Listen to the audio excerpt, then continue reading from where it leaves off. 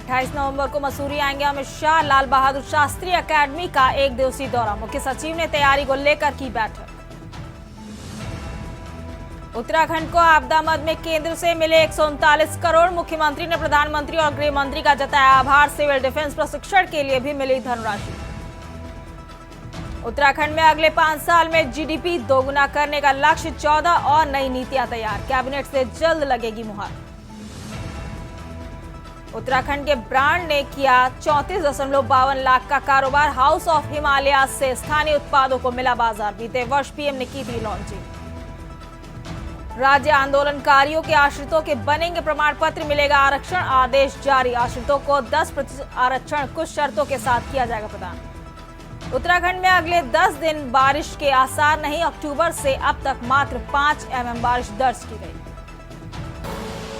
आप देख रहे हैं के न्यूज, खबरों का सारथी। नमस्कार, आप देख रहे हैं के न्यूज इंडिया। मैं हूं दीपिका वर्मा। खबर उत्तराखंड के बुलेटिन में आपके साथ, और अब बात करेंगे बड़ी और अहम खबरों की। और इस वक्त की खबर बता रहे हैं, देवभूमि उत्तराखंड में सड़क हादसे थमने का नाम नहीं ले रहे हैं। आए दिन जगह जगह हो रहे हादसों ने चिंता को बढ़ा दिया है। इसी नवंबर महीने में कई बड़े सड़क हादसे देखने को मिले हैं। एक और जहां अल्मोड़ा में हुए भीषण बस हादसे में कई लोग की जान गई, तो वहीं देहरादून के ओएनजीसी चौक में 6 बच्चों की मौत, और अब इसके बाद ऋषिकेश का दर्दनाक हादसा सामने आया है। इस हादसे में उत्तराखंड क्रांति दल के पूर्व केंद्रीय अध्यक्ष त्रिवेंद्र सिंह पवार समेत 3 लोगों की मौके पर ही दर्दनाक मौत हो गई। वहीं पुलिस ने आरोपी ट्रक चालक को गिरफ्तार कर लिया है। देखिए हमारी रिपोर्ट।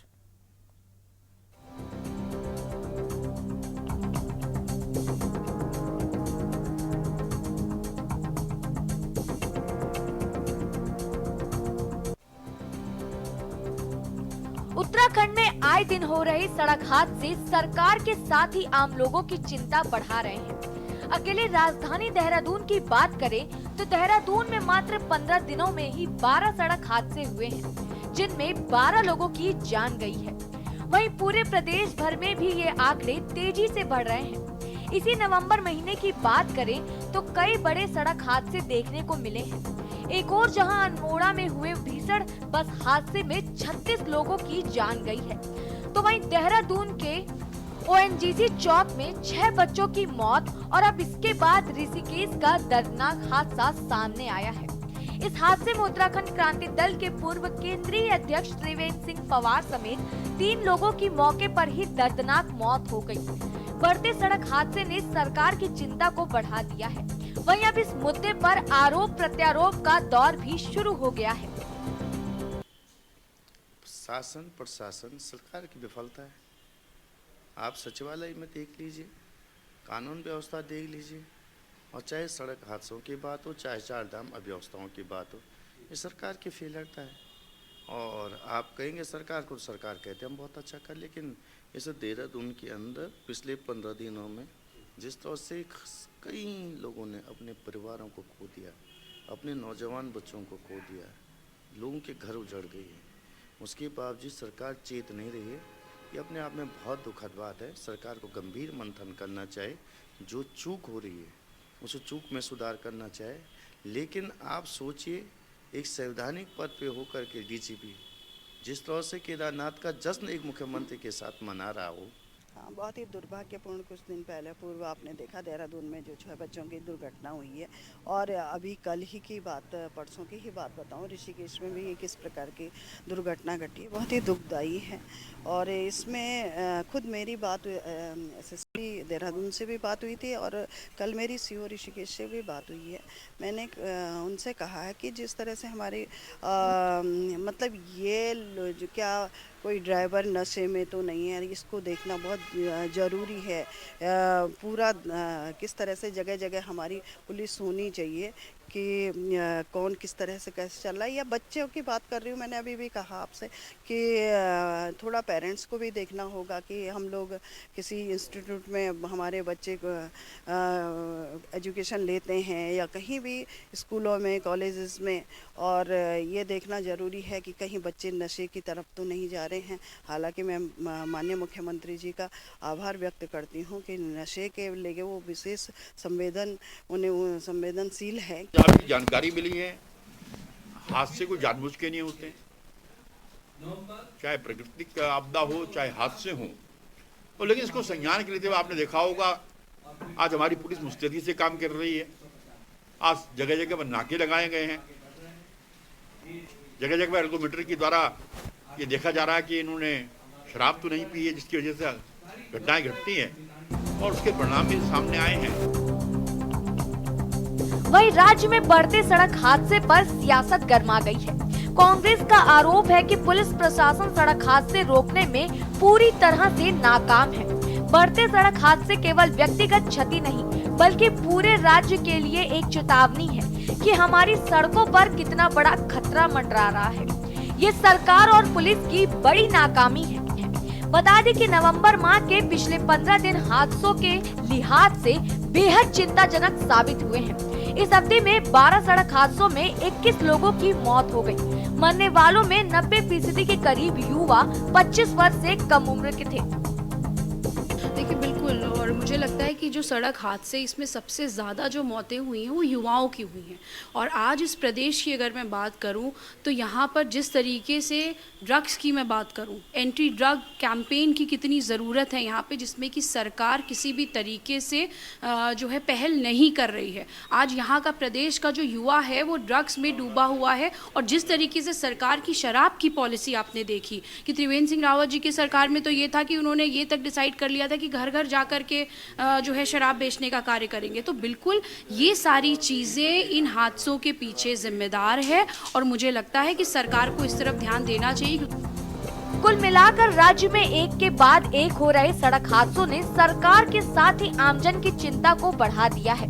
अल्मोड़ा में हुए बस हादसे के बाद माना जा रहा था कि शासन प्रशासन इस हादसे से कोई सबक लेगा, लेकिन इस हादसे के चंद दिनों में एकाएक हो रहे सड़क हादसे शासन प्रशासन की कार्यप्रणाली पर गंभीर सवाल खड़े कर रहे हैं। Uttarakhand desk report. बढ़ते हैं अगली खबर की ओर। अगली खबर लालकुआं से है, जहां सेंचुरी पल्प एंड पेपर मिल के स्थायी श्रमिकों ने सेंचुरी मिल प्रबंधन के खिलाफ मोर्चा खोलने पर हुए जमकर नारेबाजी की। इस अवसर पर पूर्व राज्य मंत्री एवं राज्य आंदोलनकारी हरीश पनेरू ने भी श्रमिकों को अपना समर्थन दिया। इस दौरान स्थायी श्रमिक मोहित पांडे ने कहा कि सेंचुरी मैनेजमेंट के साथ जो एग्रीमेंट फरवरी में किया जाना था वो नवंबर महीने में भी नहीं हुआ है।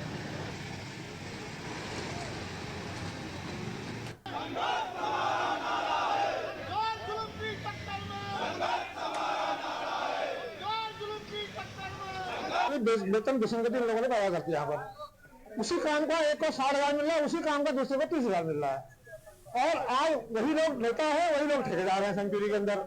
तो इससे सहज अनुमान लगाया जा सकता है कि क्या न्याय कर पाएंगे, ठीक है।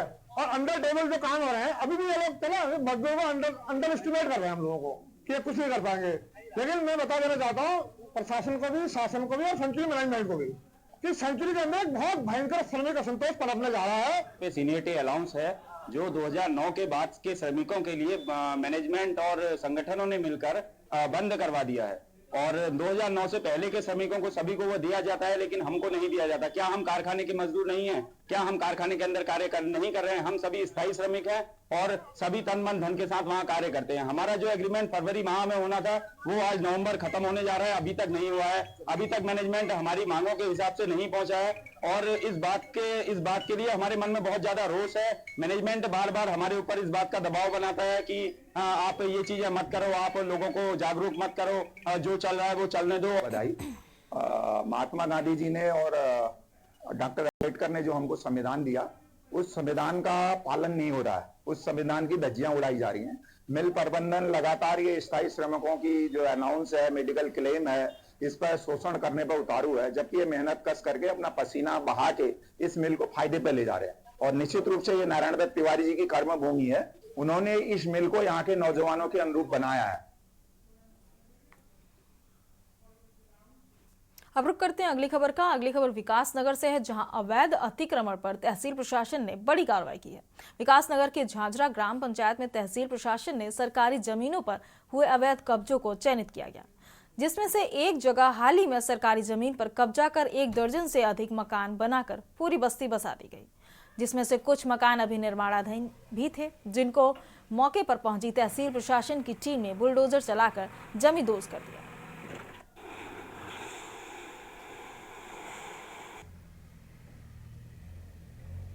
ये हमारी सरकारी भूमि पे इन्होंने काफी अतिक्रमण किया है। कम 12 से 15 मकान इन्होंने अभी यहाँ पे बना रखे थे, जिसमें से हमने 10 तो हटा दिए, 2 मकान और रह गए अभी। बाकी आगे हमने चिन्हीकरण कर रखा है, उसको भी कल से उसके कार्य अभी शुरू हो जाएगी। अभी 2 मकान और बचे, इसको अभी तोड़वा रहा हूँ साथ ही।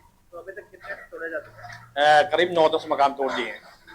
इसके अलावा और कहाँ चिन्हीकरण किया गया? चिन्ही का इधर ही है, थोड़ा सुद्धू वाला से आगे कोई, यही आगे पीछे की साइड, उधर ही जाएंगे अभी थोड़ी देर में हम। कौन लोग हैं जो यहाँ पे?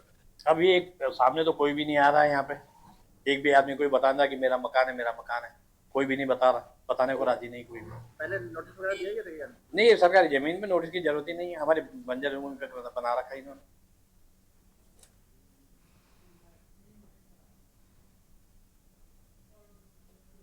खबर नैनीताल से है, जहां उत्तराखंड हाईकोर्ट में उत्तरकाशी के बड़कोट को पानी की समस्या से निजात दिलाए जाने को लेकर दायर जनहित याचिका पर सुनवाई हुई, जिसमें पेयजल सचिव वीडियो कॉन्फ्रेंसिंग के माध्यम से कोर्ट में उपस्थित हुए। उन्होंने कोर्ट को अवगत कराया कि बड़कोट में कई जल परियोजनाओं पर कार्य किया जा रहा है, जिसमें मिनी ट्रिब्यूनल सहित 2 करोड़ के आसपास की अन्य योजना भी शामिल है। पेयजल सचिव के जवाब से असंतुष्ट होकर कोर्ट की खंडपीठ ने संबंधित विभागों के साथ मीटिंग करके उन्हें बेहतर प्लान के साथ 4 दिसंबर को कोर्ट में पेश होने के निर्देश दिए हैं। मामले की अगली सुनवाई 4 दिसंबर को होगी।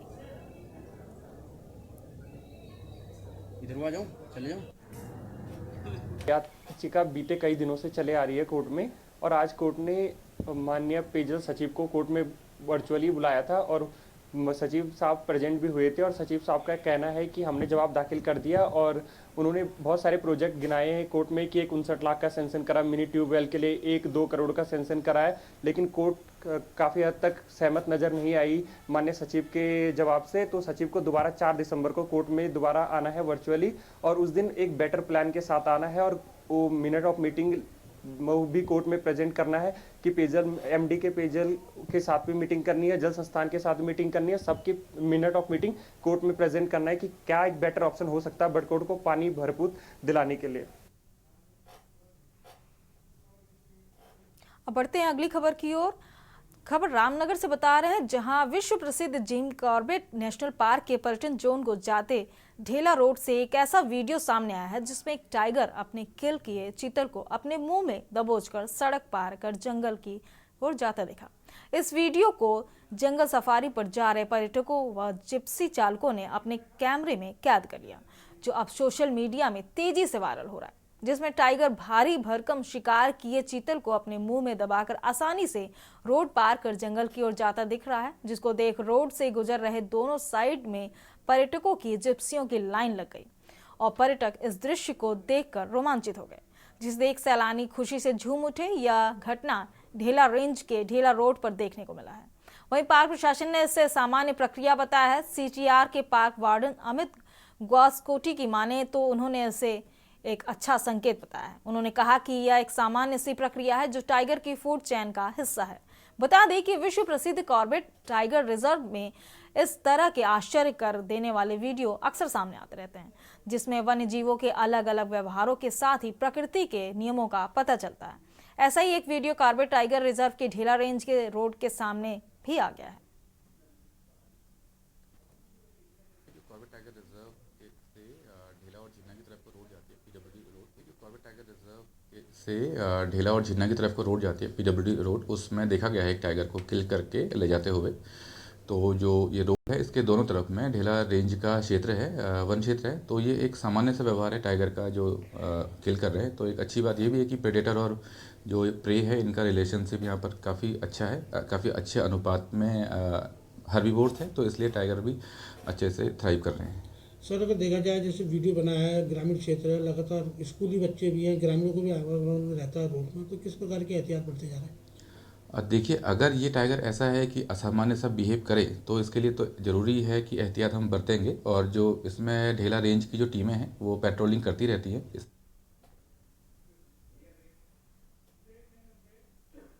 उत्तराखंड की बुलेटिन में फिलहाल वक्त हो चला है एक छोटे से ब्रेक का, जल्द हाजिर होंगे। ब्रेक के बाद फिर से आपका स्वागत है और बात कर रहे थे खबरों की। अंग्रेजों के बसाए मिनी स्विट्जरलैंड चोपता में पर्यटकों की आमद बढ़ गई है। देश विदेश से पर्यटक चोपता पहुंच रहे हैं। बर्फबारी के बाद सैलानियों के पहुंचने से स्थानीय व्यापारी काफी खुश हैं। वाहन चालकों को भी पर्यटकों के आने से रोजगार मिला है। चोपता में बर्फबारी से खिले चेहरे, बर्फबारी देखने से पर्यटकों की खुशी का ठिकाना नहीं है। पर्यटक चोपता आकर बर्फबारी का लुत्फ उठा रहे हैं, साथ ही प्रकृति के सौंदर्य का दीदार भी कर रहे हैं। देश के साथ ही विदेशों के सैलानी भी चोपता पहुंच रहे हैं, जिससे स्थानीय लोगों को रोजगार मिलने से मुरझाए चेहरों पर भी मुस्कान देखने को मिल रही है। देखिए हमारी रिपोर्ट।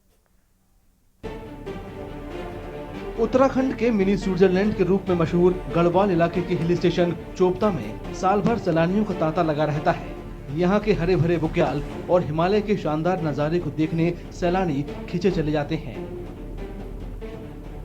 लेकिन पिछले कुछ सालों से यहाँ आने वाले सैलानियों की तरफ से फेंका हुआ कचरा यहाँ की खूबसूरती को खराब कर रहा है।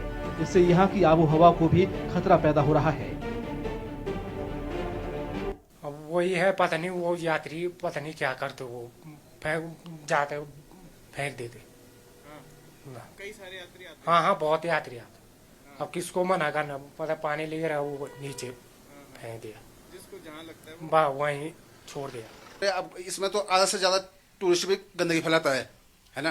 और आधा से ज्यादा जो है मतलब दुकान वाले भी हो, चाहे घोड़ा खच्चर कोई भी हो, तो इसमें किसी को क्या बोलना। मतलब अगर 90% टूरिस्ट भी जो है मतलब रोड किनारे अगर बोतलें पड़ी हुई वो खुद हम जो है आंखों देखे सामने मतलब निकालते हैं, अपने बैग में संभालते हैं। फिर हमें बोलते हैं डस्टबिन कहाँ है, हम बोलते हैं यहाँ पे डस्टबिन है, यहाँ पे डाल दो। अब बाकी और क्या बताना। तो कचरा तो लगातार रहता है, इतना तो आपने भी देख लिया होगा, इतना तो रहता ही रहता है कचरा। स्थानीय लोगों का कहना है कि चोपता में बढ़ते कूड़े के लिए यहाँ आने वाले सैलानी जिम्मेदार हैं। उनका कहना है कि स्थानीय प्रशासन ने इस समस्या को दूर करने के लिए कोई कदम नहीं उठाया है। अभी तो कोई नहीं देखा मैंने सर इधर ना। देखा, हम भी रोज आते जाते रहते हैं इधर, देखते हैं, बैठे रहते हैं, पर कोई मना नहीं करता है इनको ना। तब वो तो सर वो तो हमने पूछा नहीं कभी, अभी ने बोला भी नहीं, क्योंकि आप बोलेंगे तो फिर कोई वो नहीं है, दारू के नशे में है या कोई भी है, इसीलिए बोला भी नहीं आज। हालांकि उत्तराखंड प्रदूषण नियंत्रण बोर्ड के अधिकारी ने कार्रवाई का भरोसा दिया है। उनका कहना है कि उन्हें इस दिक्कत के बारे में अभी पता चला है। मुख्य रूप से जो प्लास्टिक नालों में या गधेरों में फेंक रहे हैं, ये एक बहुत बड़ा गंभीर मसला है। इससे पोल्यूशन के साथ साथ तो प्लास्टिक हमेशा के लिए ऐसे क्षेत्र में चला जाता है जिसमें हम लोग वहाँ तक पहुँच नहीं पाते हैं। तो इसके ऊपर अगर कोई ऐसी शिकायत करता है या ऐसी कोई पुख्ता जानकारी मिलती है तो उसके ऊपर नियमानुसार कार्रवाई की जाएगी। नहीं, जो कि मामला भी संज्ञान में आया है, वहाँ पे संबंधित नगर निकाय से बात करते हुए और वहाँ के स्थानीय लोगों के साथ साथ फॉरेस्ट डिपार्टमेंट और वन पंचायत हैं, उनसे बात करते हुए एक अभियान के रूप में जितने भी प्लास्टिक और अपशिष्ट की जो शिकायत है उसका निस्तारण भी करेंगे। और साथ ही में जो जिस प्रकार से टूरिस्ट और अन्य लोग बाहर से आके इस प्रकार का कूड़ा यहाँ पे हिमालय के क्षेत्रों में करके जा रहे हैं, उनके ऊपर भी कार्रवाई करी जाएगी। स्थानीय लोगों का कहना है कि यहाँ के घास के मैदानों में नो गो जोन के साइन बोर्ड लगे हैं। बावजूद इसके यहाँ सैलानी घूमते और पिकनिक मनाते हैं, जिससे प्रदूषण बढ़ता है और पर्यावरण को खतरा पैदा होता है।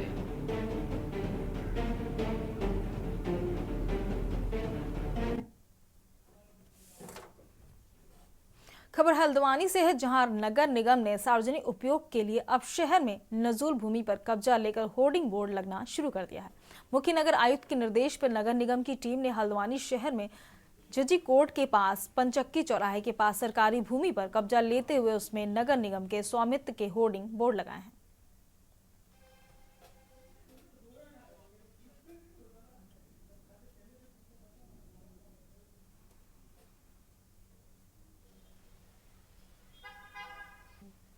सार्वजनिक उपयोग के लिए ज़मीनों की आवश्यकता है, जैसे कूड़ा घर बनाना है, ट्रांसफ़र स्टेशन बनाना, इमारत सेंटर बनाना, इसके अतिरिक्त आंगनवाड़ी केंद्र बनाना, पार्किंग बनाना। इसके लिए ज़मीनों का विश्लेषण किया गया। नगर निगम हल्द्वानी काठगोदाम क्षेत्र अंतर्गत जो भी ज़मीनें थी और जो भी ज़मीनें भी सरकारी ज़मीनें हैं जिन पर किसी व्यक्ति द्वारा किसी भी तरीके का कोई आवेदन नहीं किया गया है, उसकी एक लिस्ट बना करके ज़मीनों को व्यापक जनहित में आम जनमानस के उपयोग के लिए बनाए जाने वाले स्ट्रक्चर के लिए इन ज़मीनों को नगर निगम अपने आधिपत्य में ले रहा है।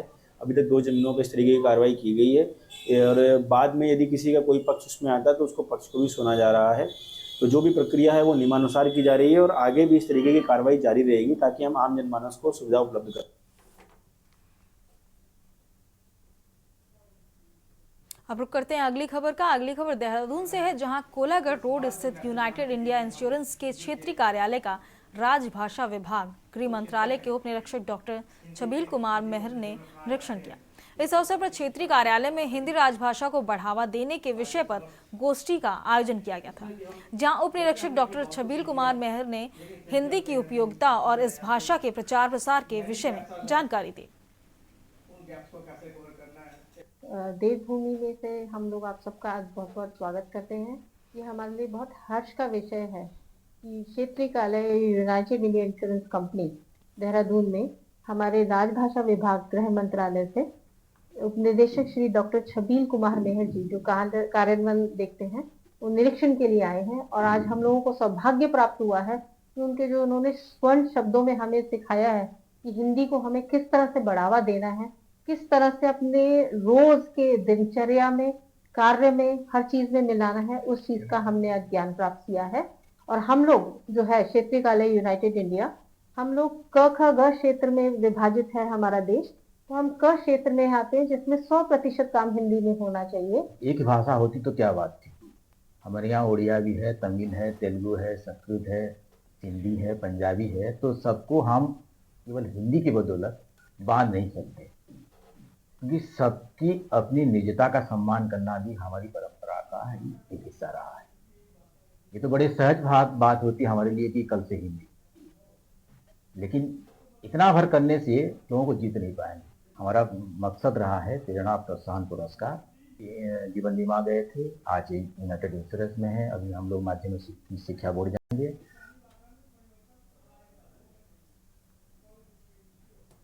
उत्तराखंड राज्य विज्ञान में प्रौद्योगिकी परिषद द्वारा दून विश्वविद्यालय के साथ मिलकर 19वीं उत्तराखंड राज्य विज्ञान और प्रौद्योगिकी कॉन्फ्रेंस का आयोजन किया जा रहा है।